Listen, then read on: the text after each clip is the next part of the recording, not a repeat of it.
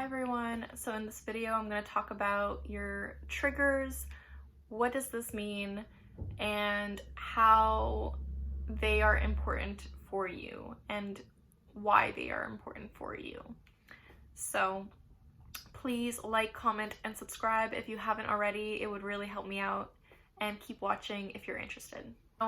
Please understand that I am trying to base this off of my own personal experience and to help anyone during this time. Guys, I am not a psychologist, I am not a therapist, I do not have a psychology degree, and I want to share my own personal experience on this and what I've learned so that it could potentially help you. A trigger can be anything. A trigger can be a situation, it can be an object that reminds you of something. It can be a conversation or a word that takes you back to a previous memory or a previous place.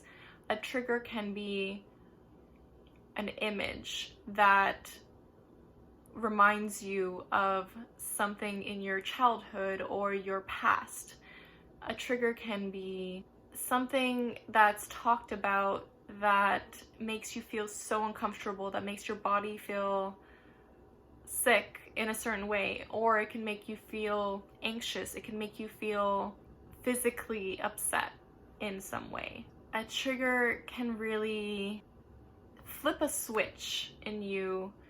Triggers are there to protect you, and I know that sounds weird, but triggers are there to tell you, hey, just letting you know, this might happen again. You might get hurt again. Hey, just letting you know, this might happen again. You might get hurt again. This is a trigger is a warning sign from your body telling you that you may get hurt again. And what you have to do is be like, oh, thank you, trigger. Thank you for trying to protect me, but this is not the same situation. This is not the same situation.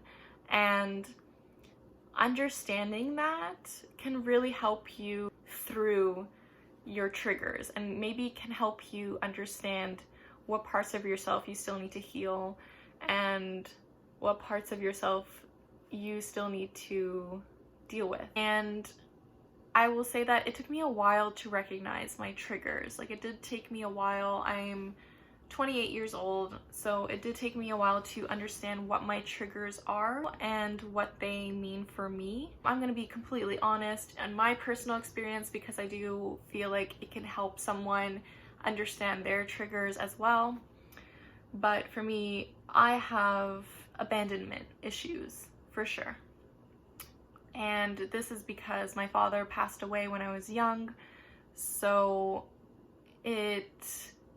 and since his death was very sudden and unexpected, it made me feel as though, like, it was very unexplained. So it took me a really, really long time to heal and mourn his loss and grieve his loss and accept his death. It took me a really long time to do this. But once I was triggered by this text message that wasn't sent, like that person waited to send me that text message when they could have easily, I was texting like, are you okay? It would make me feel as though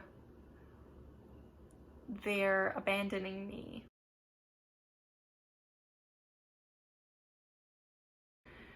But you should express what your triggers are to those people so that they understand. And that can seem like such a small thing, like a text message, because we live in a culture where ghosting is so easy now in terms of online dating and everything. You're constantly like wondering what happened, you're like cycling through a lot of things. And once you recognize your own personal triggers and understand where they're coming from, like understand why it's happening. It's not so much the pain that was associated with that one text message or something. It can be pain from childhood that you still have to heal, and you didn't realize that you didn't heal that part of yourself.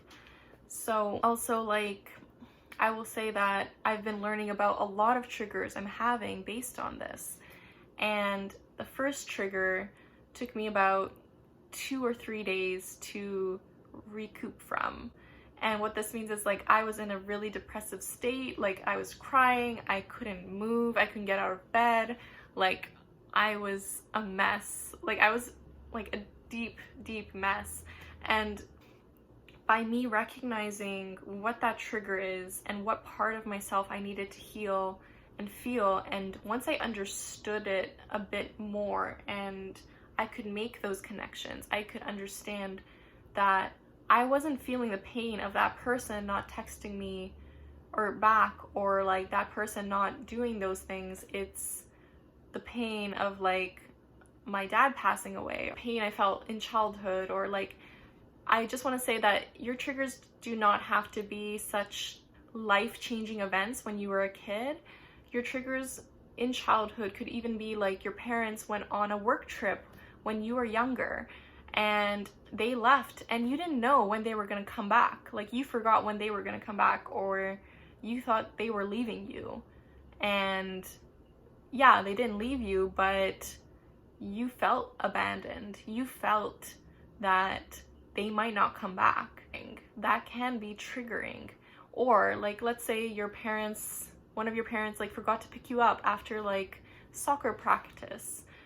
And that's such a mundane thing, but it can be quite triggering to a kid, because then you're like, wow, my mom forgot to pick me up from soccer practice. What did I do? What happened?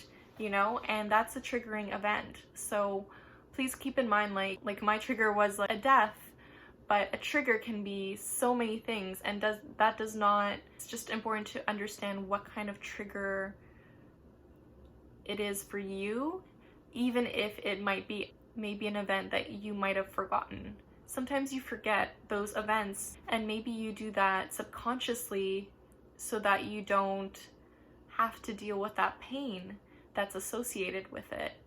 So I think it's so important to understand which events from your childhood were triggering for you, so that when you understand them and what your triggers right now can be, then those are the parts of yourself that you have to heal. You have to talk to your younger self and be like, hey, I know your father passed away, but he didn't pass away because he didn't love you.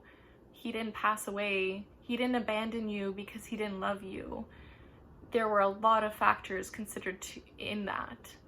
And you have to go back to your childhood self mentally, or through journaling, or through meditation, or whatever way is comfortable for you. And you have to go back to your childhood self and be like, hey, it's okay. You're loved. You are loved. And really try and comfort your childhood self during that time. My recommendation is just to journal about that when you find out, or write it down. And it can take a while, and I don't think you should put a timeline for your healing, because healing is a lifetime process. But I will say that it does get slightly easier the more often you do it. The more often you try and heal those parts of yourself, and you make it more so your routine to heal those parts of yourself, the more aware of who you are you'll become. Like, you'll have more emotional maturity. You will be able to handle a situation better if you are triggered, because then you can just be like, hey, I have to step away from this right now, I'm sorry. Or give yourself some space when you need it. Ask for space, ask for what you need in those moments that you are triggered, or understand what you need to do when you are triggered. And that's very personal to yourself. And for me, it was like not getting out of bed for a few days and not working. Not everyone has that privilege to not work for a day or two, but if you have to call in sick because you need a mental health day, then you probably should do it. So really just check in with yourself, make sure you're doing the work that you need to be doing for yourself. If you would like me to do a video on how to heal your childhood wounds, please comment below. I'm happy to do that. I'm happy to do a longer video. If you haven't seen my other video, I described a few methods of how to heal, and I'll link it over here. So just to recap, understanding your triggers and where they're coming from can help you heal those other parts of yourself that you haven't dealt with, that you suppressed, that you repressed. And when you repress or suppress those memories or those feelings, then they're just going to come back to you. Those memories and your feelings from that time, it can come back as repressed anger, it can come back as repressed, sadness.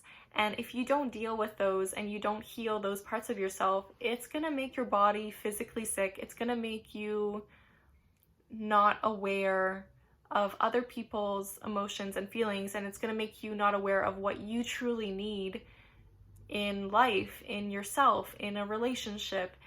And once you understand how to deal with your triggers and how to heal those parts of yourself, you might still get triggered after you heal those parts of yourself, but then you can recognize the trigger. Then you can actually recognize the trigger, and then you can be like, okay, trigger, I understand, thank you. Let me know in the comments below what you thought. Oh, was this something you didn't know about triggers? How was this helpful for you? Let me know in the comments below.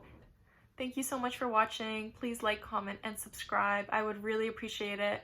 And I just want to say the universe has your back, and with peace and love, take care.